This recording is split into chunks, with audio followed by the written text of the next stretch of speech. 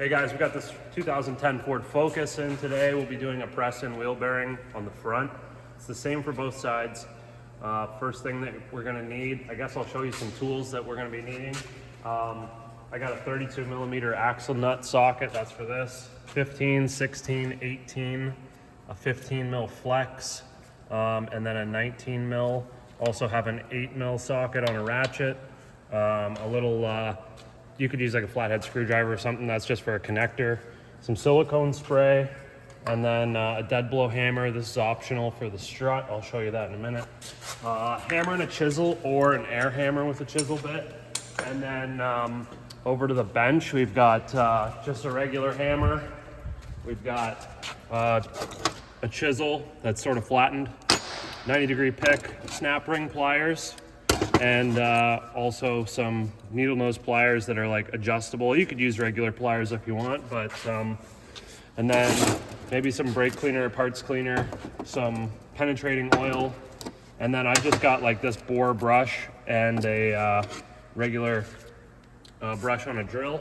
So let's get started. The first thing you're gonna need to do is remove the wheel. That's gonna be 4 19 millimeter wheel nuts. We'll get the wheel off. Then you're gonna have your brakes that are gonna be there. So there's in behind, you've got your caliper sitting here, and there's two 15 millimeter bolts that hold the caliper anchor and caliper assembly on. And I'll just show you the back side of it. So there's where the two bolts go. They'll be mounted in this way. And I just leave the caliper and the adapter all together as one, and then I just hang it up. No sense in taking it all apart when you don't have to. And then, so then we can get our disc off. Once we get that off, the next thing we have to deal with is the our sensor here. So I'll show you once we get this all apart, but we have to unfortunately take the sensor off because it sits in front of the wheel bearing, and we have to take the wheel bearing out, and we'll break the sensor if we don't. So I'm gonna start with the silicone spray, and I'll just shoot it on all the rubber. And the connector as well. There's two mounting points for your rubber, and these things just slide off like that. This thing gets unhooked. And then the connector, there's just a locking tab that we just have to press against that's up here. So I'm just going to press against that and pull this down like that. And then 8 millimeter bolt. So we're going to go ahead and take that off. Now these things get really, really rusted in there, and there's a good chance that you're gonna break this. So if you're watching this video and you're thinking about doing it on your car, I highly recommend picking up a sensor. I'm sure they're pretty cheap on like Amazon or somewhere. You could probably find them for cheap. Like I say, it's just like a bore that sensor goes down into, and they get seized. And then when you try to take the sensor out, they just snap. So we'll see if this one's gonna come out for us today. Surprisingly, it did. Somebody has greased it, but obviously you can see the rust buildup. A lot of times these get seized and they snap. So we'll set that aside. Now the next thing we need to do is remove a couple bolts to get this thing out of here. So I'm gonna start with the axle nut first, followed by our tie rod end. So with the axle nut, we're gonna do a 32 millimeter. I just got it on an impact gun.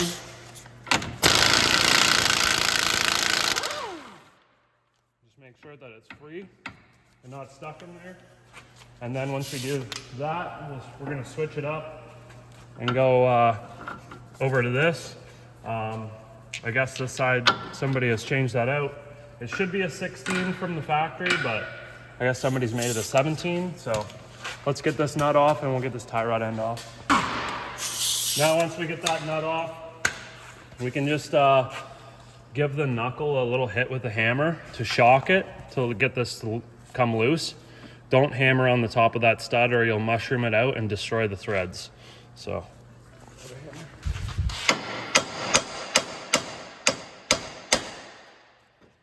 just like that, we'll get that out of the road. And by doing the tie rod end first, we're now able to move the steering wherever we want. And if we move it this way, we can access our bolt for our strut, which should be an 18 millimeter. So we'll grab the 18. You could put some penetrating oil on the threads on the other side if you really want to, but usually they come out pretty nice. Then once we get that undone, we're gonna go ahead and remove our ball joint bolt. And it's just a bolt that's pushed through. It's not threaded into the knuckle or anything, but there's a nut on the other side. I'm gonna move this over to the side so you guys can see. Oops. And that one should be a 15, I believe it is. Yeah. So we'll go ahead and remove that. And then we can just tap that through. Okay, well, it's obviously rusted in place, so I'm gonna have to get a Torx socket and wind that out. Gonna be using a T50 Torx.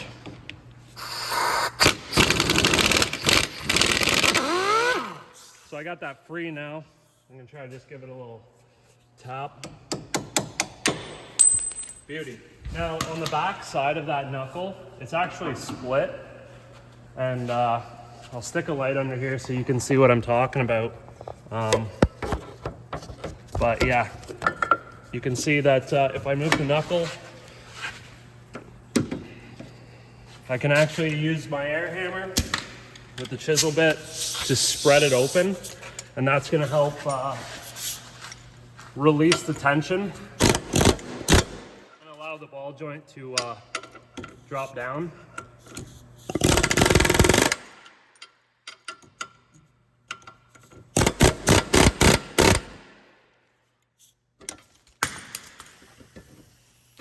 Just like that. Now,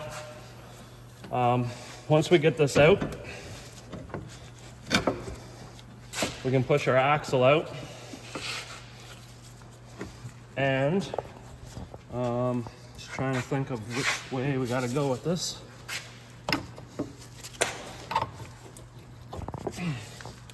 So we can get our axle out of the road, and now we just have to hit the top of the knuckle down to slide it off of the strut.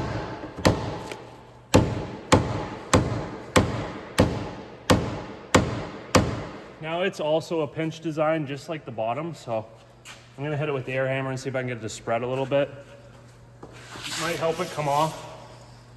There's like a metal bracket that goes down the center of it to align it, so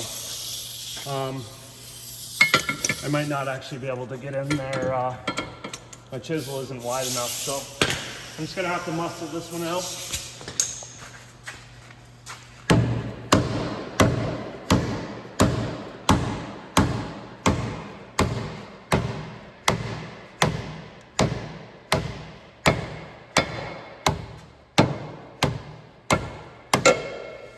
Okay, now we can go to the bench with this thing.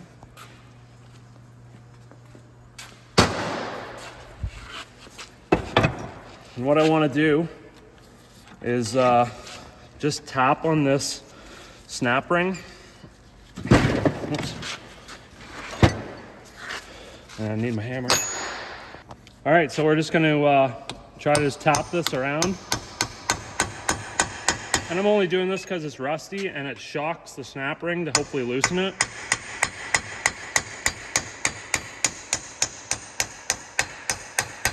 Completely up to you whether you want to do that or not. Now the sensor goes through that hole right there, and it normally sticks up in front of the wheel bearing to read that magnetic tone ring. So that's why we have to get it out, because the bearing needs to be pressed out this way and it would break the sensor. Also, this snap ring, when you go to compress it, it will run into the sensor. You can get it out, but once again, you have to take the sensor to press the wheel bearing out. So now that we've got that off, we're ready to press the spindle portion of the bearing assembly out from the bearing itself. So what I'm gonna do, I might actually go this way. I'm gonna actually just use a socket with an extension and just like hammer it out. Yep. All right, so I've got a socket. Now this socket is about the same diameter as that center portion that has the splines on it. That's part of the spindle. And it's actually just a little bit smaller. So that spindle actually gets pressed in, and I guess just before I do that, I'll show you, just to give you a bit of a idea on what it looks like. Maybe you've never done a bearing before. So we've got a new nut and a snap ring. And then we've got our bearing. And we've got a new spindle. Now, this is from Auto Shack, so they supply all those pieces. Depending on where you get it, you can buy just the bearing. And I always recommend to get a new snap ring and accident, because if the snap ring breaks, then you're kind of screwed. So for the price of these, it's totally worth it just to buy all the stuff. So this is the piece that we're gonna hammer out right now. So this is just gonna go press up against that, and we're gonna just drive it out. The bearing that gets pressed into here is much tighter, and we're actually gonna need to take it to the press to do that. So let's get to it here, and we'll just hammer it out. We could do this on the press, but I'm just gonna try it like this.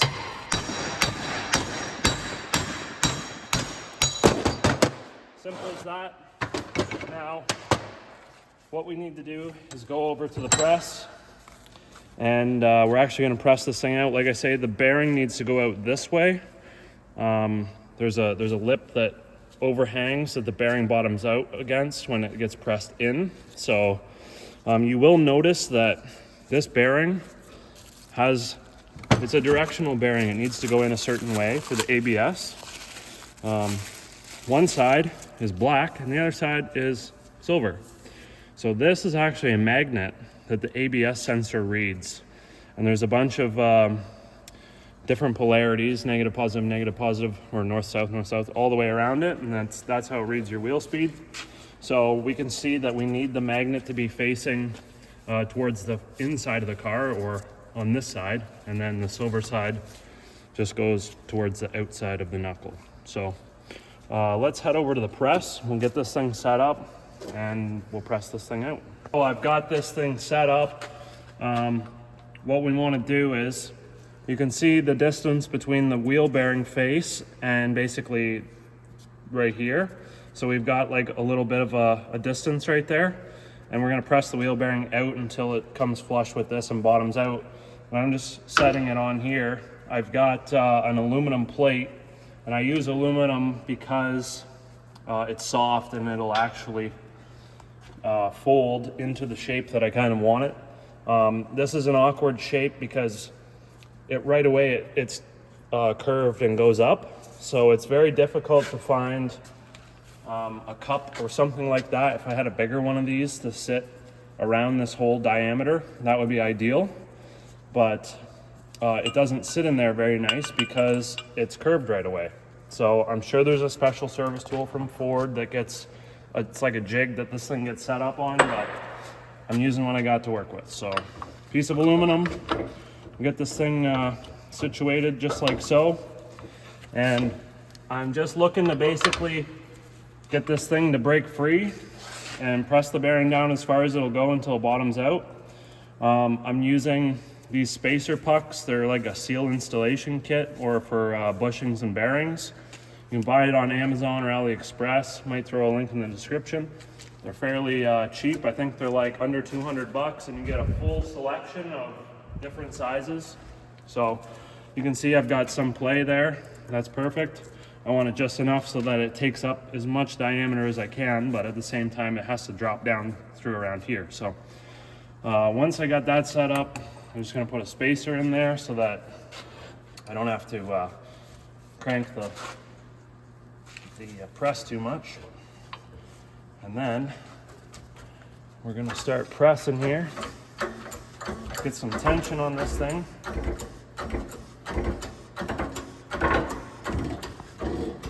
Now, I do it like this instead of like stacking up things against the ears and the other spots like that, because these have a tendency to break or bend the ears, and then things don't line up or your alignment's out, and it's really not good. So just watch. But this thing's gonna take a ton of force before it breaks free.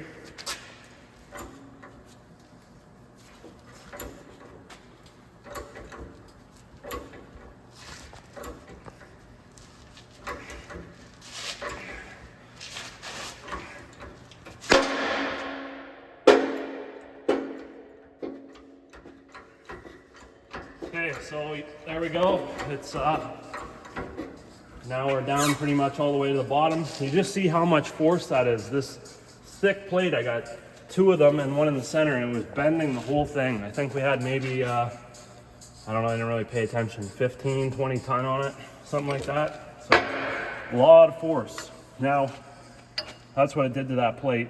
You can see it was actually just starting to break it. But there's our bearing. It's pretty much down as far as I can get it to go. So now what I need to do, seeing as it's initially broke free, is I need to press it out the rest of the way. So I have to sort of set something up on the press to be able to do that. There is actually like a tool, if you're doing this at home in the driveway and don't have access to a press, there's like a tool called a Hub Shark. And it's just like a mobile toolkit that comes with like a threaded rod that'll pass through a bunch of different size cups and stuff like this. And you can just use like a big ratchet and a socket or an impact gun. Check it out.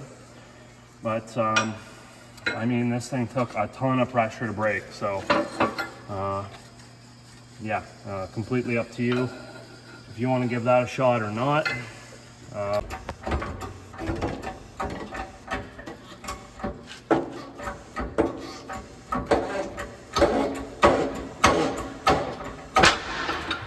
Okay, so we got that out now.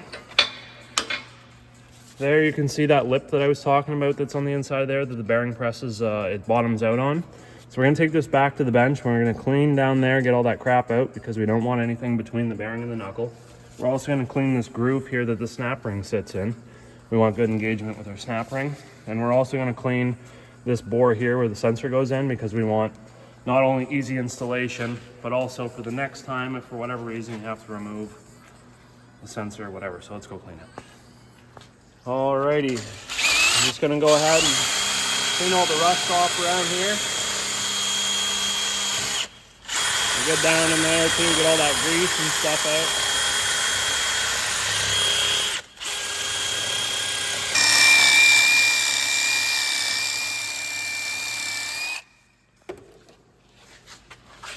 Give this thing a little wash down, get all the rusty dust and grease and grime and stuff off of it.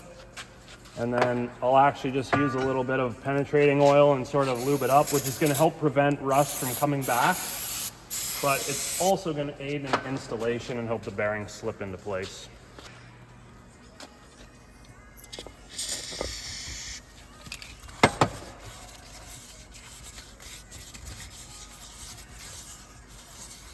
All right, let's head back over to the press now and we'll get this thing set up and ready to press our bearing in. Okay, so now we've done the hard part of pressing the bearing out. That's the most awkward stage. Pressing the bearing in is much easier. We actually just set it on a flat surface, which is the face on the outside. And we set our bearing in here and just take a look at it and make sure that the bearing looks like it's sitting in there straight. Because the last thing we want is this thing to go in crooked. So I'm gonna set it up the best that we can visually, which looks pretty good to me. Now we can use a couple things. We can actually use the original bearing race, the outer race, to press the bearing in. And it's the exact diameter that we need. When we press the bearing into the knuckle, we need to press on the outer race only. And the reason for that is if we press on the inner race, all the pressure gets pushed and transferred through these ball bearings to the outer side, the outer race, and you'll end up damaging. There's like a metal sleeve that keeps all the bearings and stuff in there. It'll just completely destroy that, and your bearing will look like this. And chances are it'll probably be seized, won't even be able to spin when you're done. So very, very important step. We press on the outside race when we're installing the bearing into the knuckle. So I'm gonna use that, and I'm also going to use a couple other pieces just to stack it up, just like so. And maybe a couple other little spacers just to get us up to the press. And make sure that it's centered on there and that it's not, you know, sitting off to the side. It has to be as centered as you can make it. And get this thing lined up here. Throw another thing in there. Get some pressure on this thing and we'll get it going.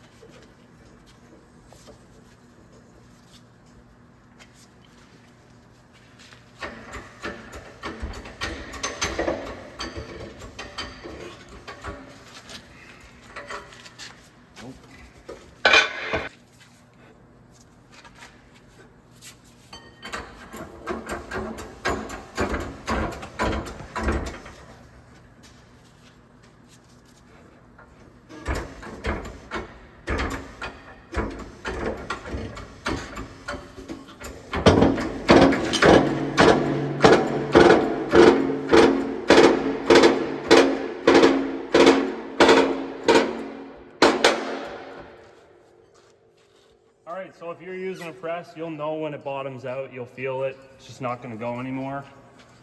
That's it. Now, we've got that in. Next thing that we've gotta do is install the spindle, which is also a relatively simple step. Remember, we keep the magnet on the side facing the inside of the car. So now, this piece here, goes in like so, right? So what I do is I just use a couple spacers and I actually stack them up right there. So I'm just gonna throw that on there like so, just like that. Make sure it's somewhat aligned. Set this piece on here, make sure that it looks relatively straight and it's not sitting crooked. And then I'm going to use another spacer on the inside that's going to press on that inner race now. So we need to press on the inner race. If you press on the outer race or anywhere else, you'll destroy the bearing. Okay, so we get that set up. So a little piece in there.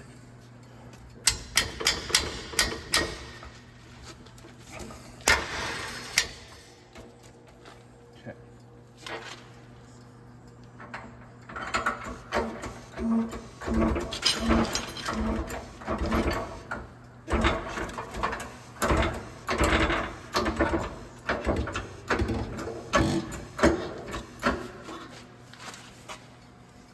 Go ahead.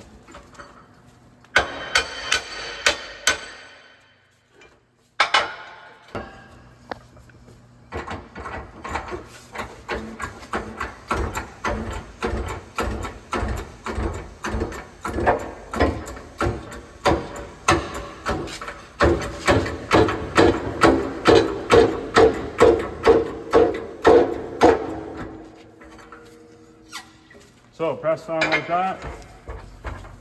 Everything's good. Check to make sure that it spins nice. It does. Doesn't feel weird. Let's go get the snap ring in it, put sensor in it. Okay. Now we can put our snap ring in. We have to make sure that the groove right there is where the hole is for the sensor.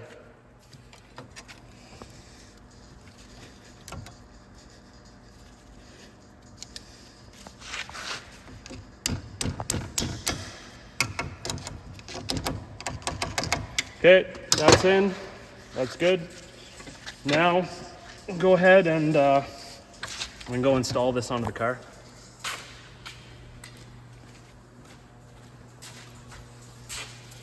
So you can clean this up and lube it if you want. And then slide it on in there. Might take a little bit of coaxing with the hammer. That's why I got the dead blow.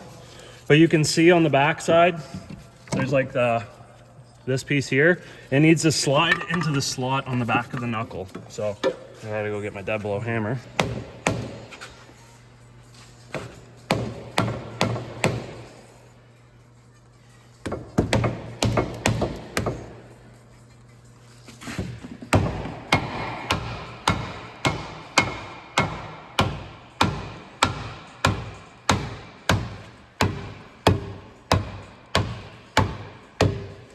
Now you could mark on the strut where you want, but I could just see the line from all the dust and stuff like that, so that's fine. Go ahead, grab our bolt, slip it through there.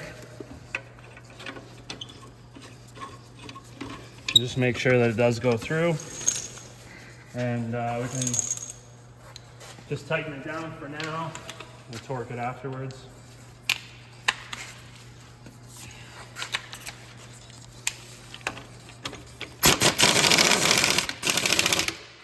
Now we can go ahead and get our axle. We got to get that in there before we go ahead and put the ball joint on.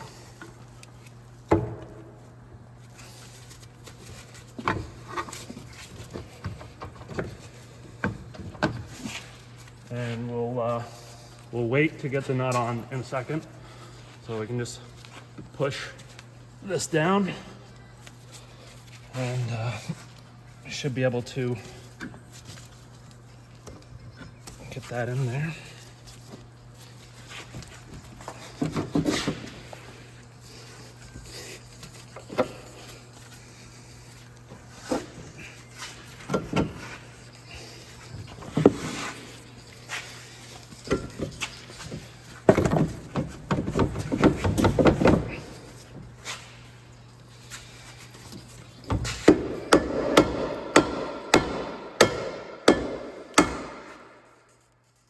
And the hole's lined up, so that's good. We can go ahead and put our bolt in there.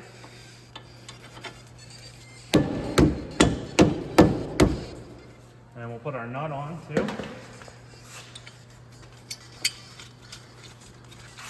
And we can snug that down as well. That one's a 15 mil.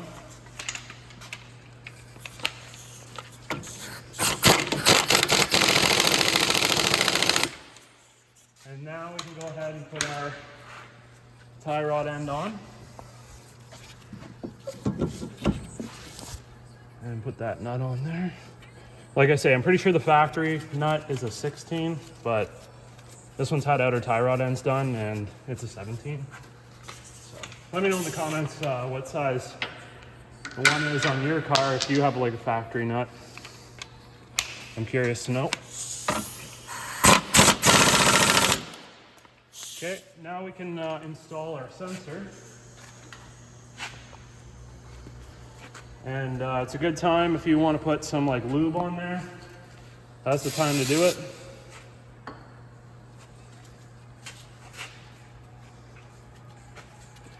Just like that, little 8mm bolt.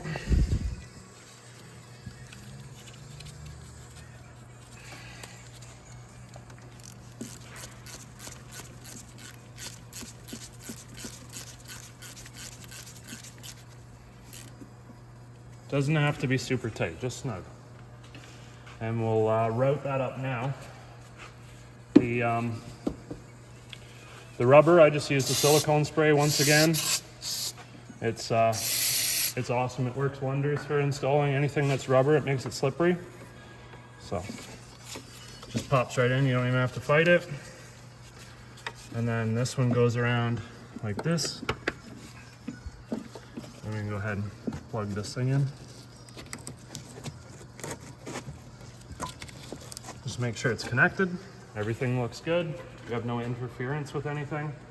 And now what we're gonna do is install our axle nut. Now, I believe Ford says that it's like a one-time use. You gotta replace it every time, which is why the kit gives you one. So we'll go ahead and replace that now, put that on. And it's the same size as the other one. It's also a 32mm.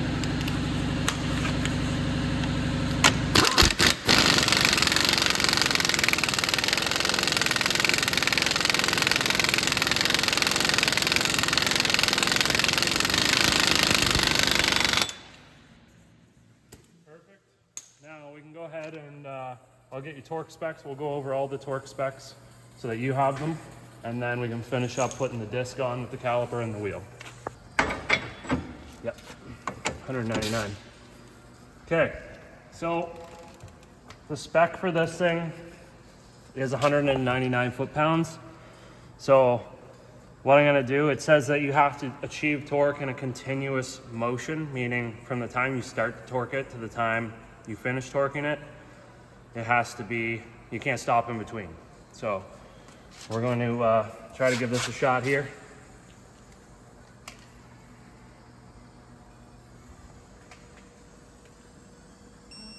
Boom, just like that, 199, we're 0.8 over, but that's okay, I'm sure it's fine. It says that if you stop in between, it's it'll damage the bearing and you gotta replace it, which I think is complete baloney, but whatever. Cool, now we'll go ahead and torque down the rest of our hardware, and I'll just give you a quick rundown on the torque specs for everything here.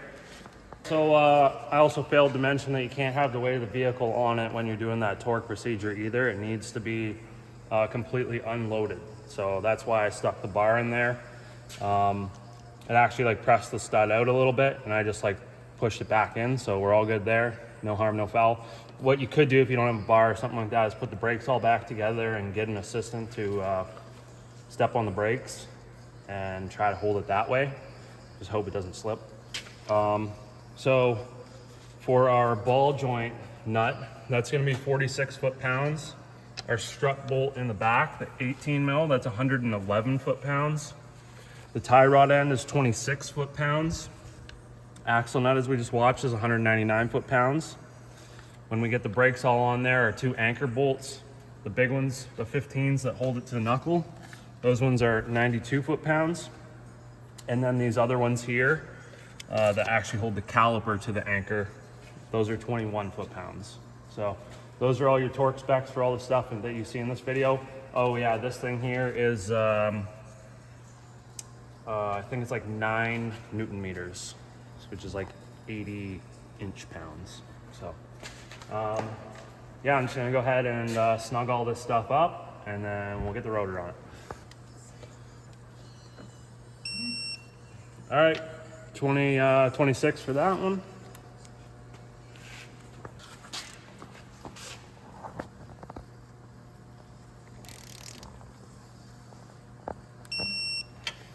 Okay, that one's 46.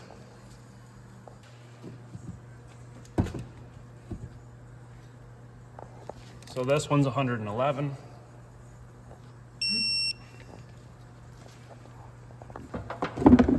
All right, we'll get our disc put on here, and I'm just gonna slip this on. I just took it off as an assembly, makes things simpler. Just gotta make sure the pads don't fall out of the holder. It's sitting there. And we'll get our bolts started. They're 15 millimeter.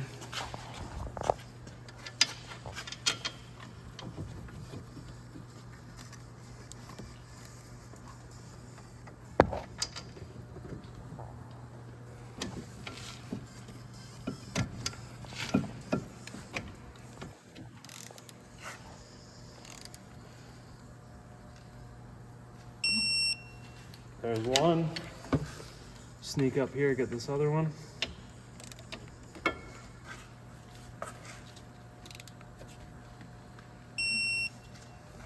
Perfect.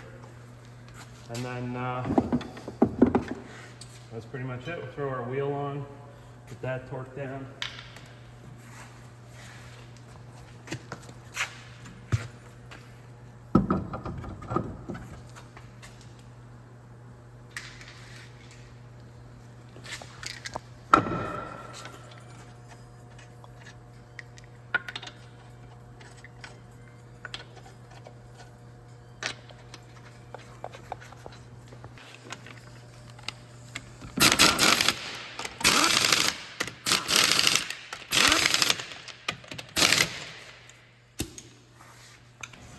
All right, torque these down to 100 foot-pounds. Do it in a cross pattern.